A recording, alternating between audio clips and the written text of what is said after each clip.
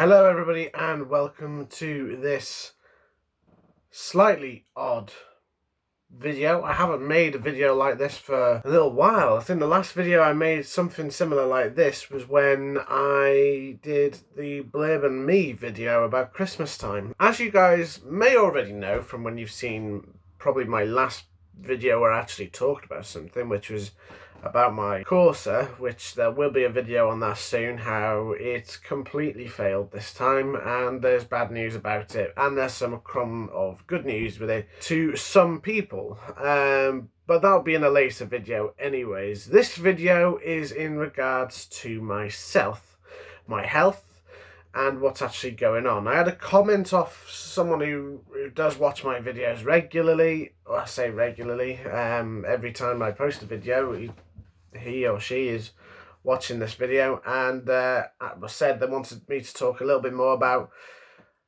alopecia. What is it? What's caused it? And why have I got it? And I often ask myself the same question on a daily basis. Why have I got it? I do miss my hair big time. You know, it doesn't define who I am, but it's a characteristic. First of all, I have to shave my hair quite regularly. I actually use this, which I bought not so long ago, which is, it's a Chinese thing. It's called a rotary shaver, this thing here.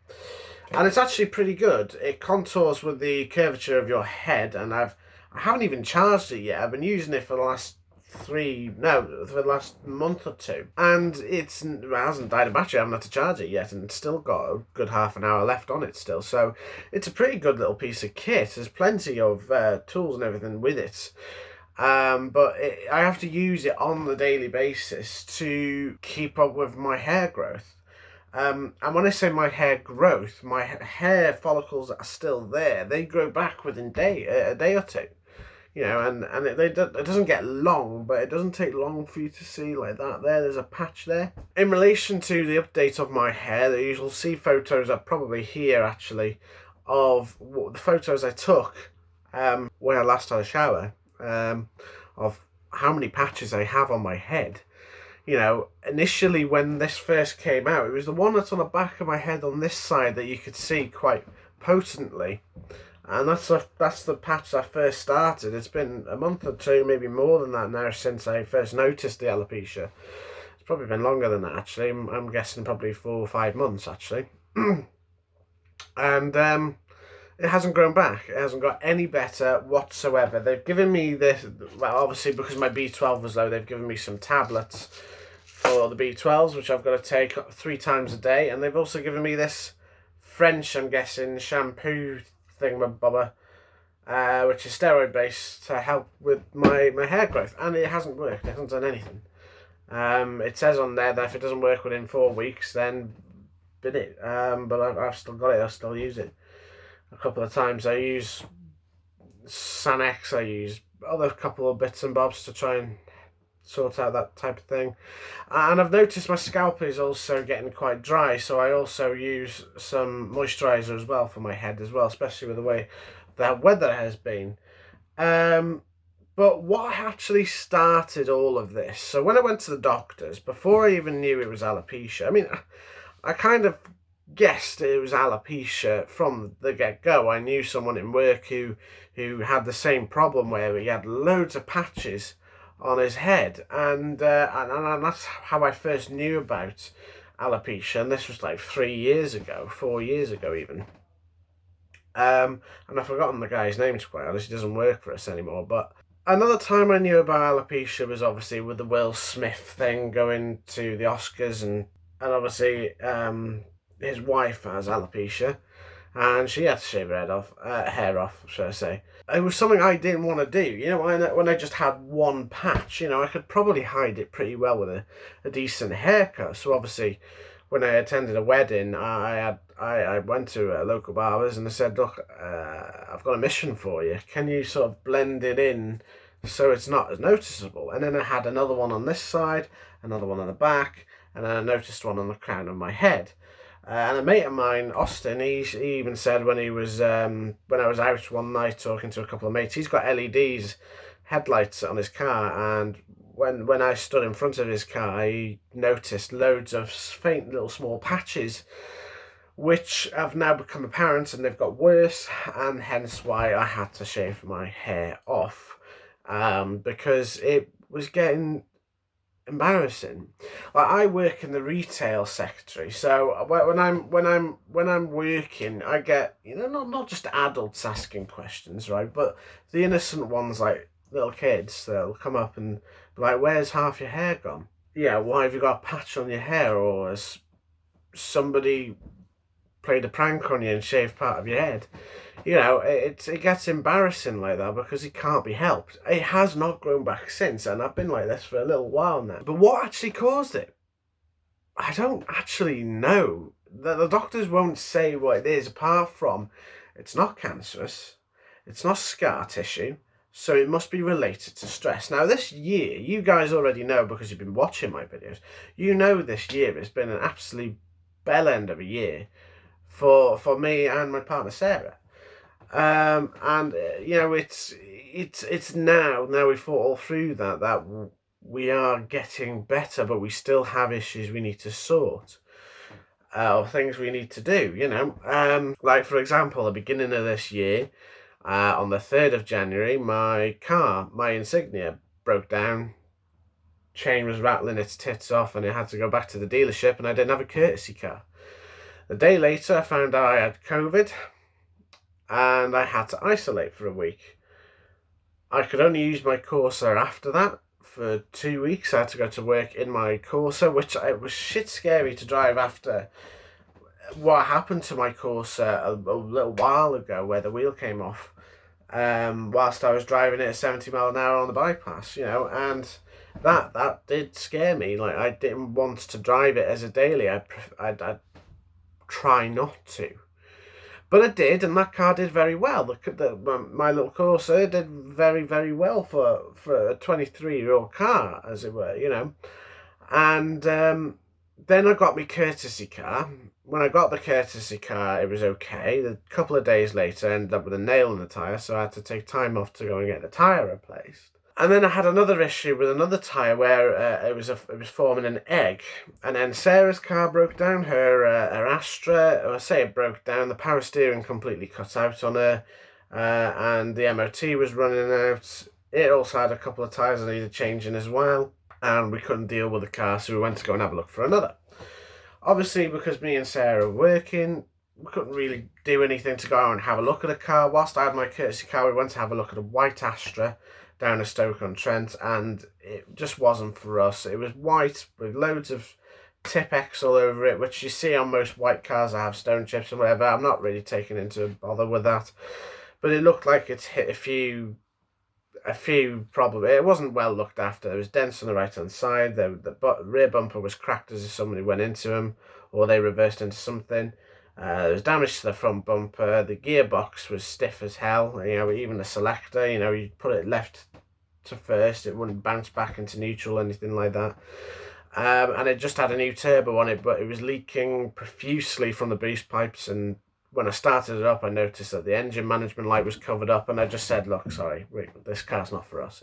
It was a Mark 6 Astra, but it was a 2010 plate. It looked great on the photos. Obviously, photos don't give it justice. Even when we pulled up next to it, it looked all right, and the interior looked nice. It smelt nice, and whatever. It wasn't a bad looking car. I would have probably excused the dents if it drove well. Cosmetically I didn't care, so long as we got it for a good price, which we were going to. But it was the fact that it only had an MOT a couple of days before, and you started run like a bag of shite. There was oil coming out of the boost pipe. It's just had a new turbo on it. Not only that, the tyres, they were okay, but they were pretty worn. But also when I drove it, I found that the gearbox was, it was stiff as hell, which is a common thing with those Astras sometimes, is that they just can be a bit stiff. But I've not known one for, not even Astra H, where if you pull the gear stick back, it doesn't go back into neutral. It just stays where it is. It's a sticky selector, perhaps, I'm not sure. But it was the fact that the engine warning light was blatantly covered up. That's what concerned me with buying the car. I seen a faint line a faint yellow line appear from the dashboard. And I was like, what's that orange line there for? So I turned the car off, put it on the ignition, and the light I couldn't see was the engine management light, which I knew where the engine management light was, and that was the little line that was illuminated, but it was covered up. So that read warning signs to me, and I said, look, it's not worth it. But Sarah found a nice yellow DS3. It was a gorgeous looking car, to be fair, when she sent me the photos of it. And it was serviced, it was fully polished and detailed before we got it. The problem was, though, is I was working and she was working, so she had to go on her own with a mate of mine whilst I was working, and then talk to me about it and offer my suggestion. And she really, really wanted a DS3. I could see it, she really did. And this one was a 1.6 THP. It was a lovely looking car, and I drove it, and it performed really well. It was a cracking little pocket rocket for what it was, a 1.6 turbo DS3. It had an amazing sound system. The seats were so comfy. I had to get used to the way that the controls were for the cruise control and the stereo and stuff like that. But it had a built-in diagnostic system. For a 2010 car, it was a 60 plate. It had its faults with surface rust and that sort of thing, and the paint sort of looking a bit off colour, like the white on the roof was starting to go a bit black. It was a bit off coloured. Other than that, it was a great little car. But then after a week of having it, it started developing misfiring faults. So we changed the plugs, changed the coils, still misfiring. Ended up being a fuel, the actual fuel pump, which was 450 odd quid. And then from then on, we had, coolant issues. So we changed the water pump. When we changed the water pump, which is quite easy to change, we put it all back together, put coolant in it, just dumped it, and found out it was a pipe at the back of the engine. So we took it off, couldn't find anything wrong with it, put it back on, bought a new pipe, bought new hoses and everything. That night it took from 6 o'clock in the afternoon, something of which I can't remember, it was a while ago now, but 6 o'clock in the afternoon up to at least 1 o'clock at night before I got home, and the car still wasn't fixed because we had to go and get parts. And then once we got parts, it still wouldn't fit right. So we ended up taking it back to the guy, and he fixed it for us. And because he had it a part of his own business. Anyways, we took the car after that, and the turbo wasn't working. It wasn't boosting. It looked like it had been thrown back together, and then you had the wheel bearings that were going on as well. 3 wheel bearings were on the way out too. It was dangerous to drive. It didn't feel confident in what it was doing. It was throwing up error messages here, there, everywhere, and we literally called it quits, saying, look, we're fucking fed up with this car. She had a courtesy car, Corsa C 1.7 diesel for the 2 times it went back. And we were heavily displeased with the car. We knew that the car could perform well. We knew that the car was comfortable, and it was on low mileage. But it had many stupid little faults with it, but otherwise we did like the car. We loved the car. If it was a project car, we would have kept it and fixed it ourselves, because that thing was just amazing. I'd probably buy one myself, because it was just so fun flying through those gears. It was a corker of a little motor, that car. So in that aspect, and it cornered well as well. So it did really well. It was a good car, except of its problems. And if it was a project car, things would have been different. But we needed a daily runner. And then obviously I got my Insignia back.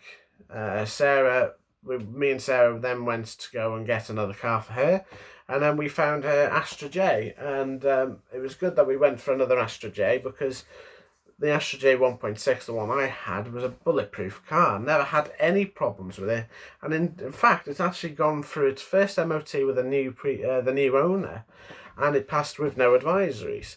So that car, it's just pure reliability, and her car so far is doing the same. She's enjoying driving it. It's not the quickest car. It's not the best on fuel either, but it's a practical car. It's nice. It's smart.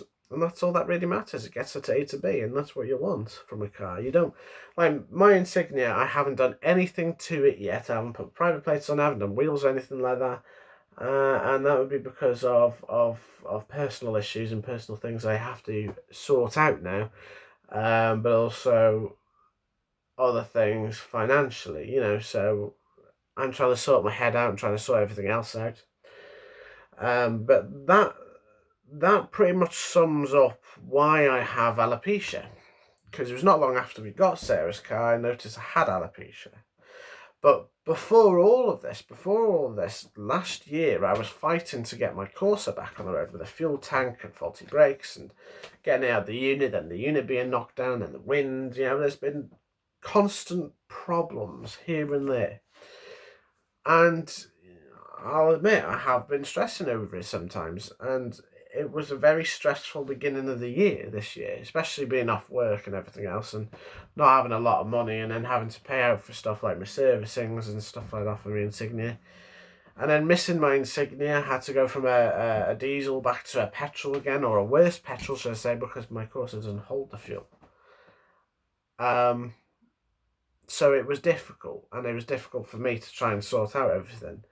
And then the fact I couldn't really go and see Sarah to sort out her issues with her car when her car went as well.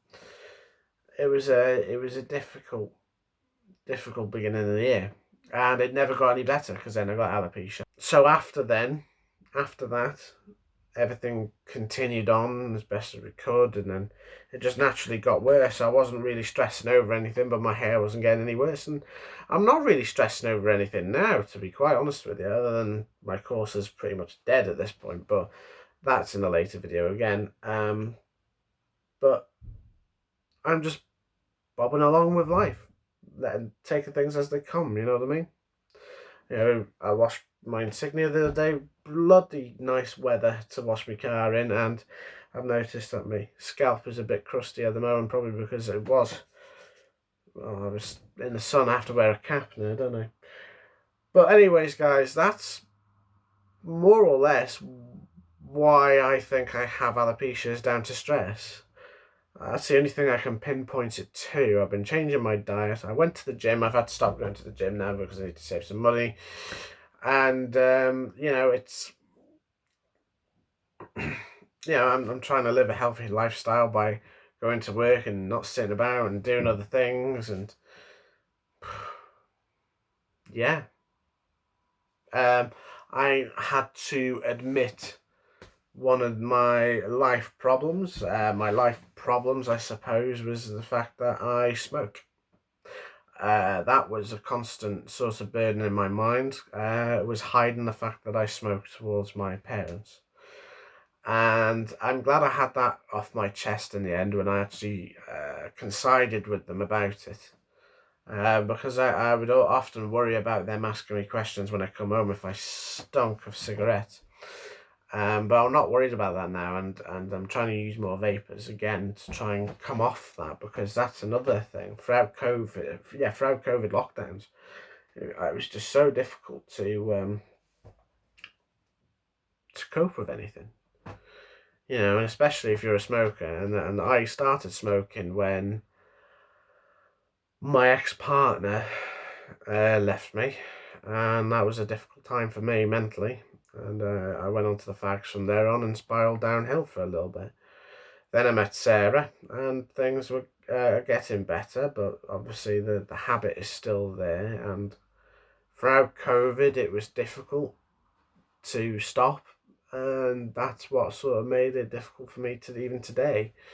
But the fact that I was hiding it, and I had to literally throughout COVID have to get out of the house just to pretend I'm doing a video or something, or to say, oh, do you need anything from the shop? I'm off to the shop type thing. I drank a lot during COVID as well, just to sort of keep my moods at bay, So maybe that had a conflicting act against the alopecia, I'm not sure. But having a low B12 level hit me big time because I stopped drinking the fizzy drinks. And I noticed my mood would go down, and I just didn't feel as able as I used to. Then I went back to the gym and started to feel myself again.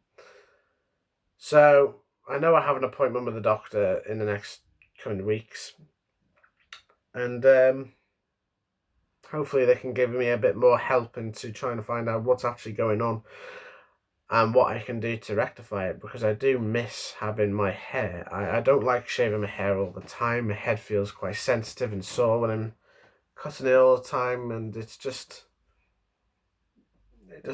not me. I mean, I do look okay with just a beard and being bald, you know. I'm not scared of that, but I just miss going through my hair and styling my hair, you know. It's a way of life, I suppose, and it'll only be a temporary thing. It's not a permanent thing, at least. Thank God for that. Anyways, guys, that's pretty much all I needed to say in this video, really, just to sort of give you an insight of what is going on with my hair. And I hope you guys understand that even today, it's still difficult for me to get up, get out, and make videos. I'm not trying to make an excuse for myself, because obviously I go to work, I go to see Sarah, and then there's some days where I'm just completely out of it. I do my best with what energy I can at the moment, and one of the things I can't do that often now is the amount of videos that I do, and then the lack of videos that I did anyways. You know, it's, bear with me. You know, there's not much content I can make. If I haven't got any content, I would prefer not to make it. But I have a couple of ideas in the next coming weeks of what I want to post up anyways on this channel to keep this channel going, you know. I need to talk to you guys or tell you about the course in a later state. It's over a year now since I bought the insignia, so there's an update on that. And then there's a couple of videos which I have done in previous that I would like to do some more of, like reactions to my old videos still. I can still do something like that. And then obviously future updates on what's going on with the course, and obviously vlogging my life. There are certain things I haven't told you yet, I don't intend to tell you yet until future relevance. But stay tuned and you'll find out what that is. Anyways, guys, I want to thank you guys for watching this video. If you support me through this, leave a like at the end of this video and subscribe. It really does help me, and I really do appreciate seeing people subscribing to the channel, so I know that people are interested in what I do. You know, it does take a lot of time and effort for me to do what I need to do, and I need to do some updates on the channel. The channel's looking a bit dated now. It needs to be completely revisited again, and I hope to see you guys very soon. Anyways, guys, take care, stay safe. I'll see you soon.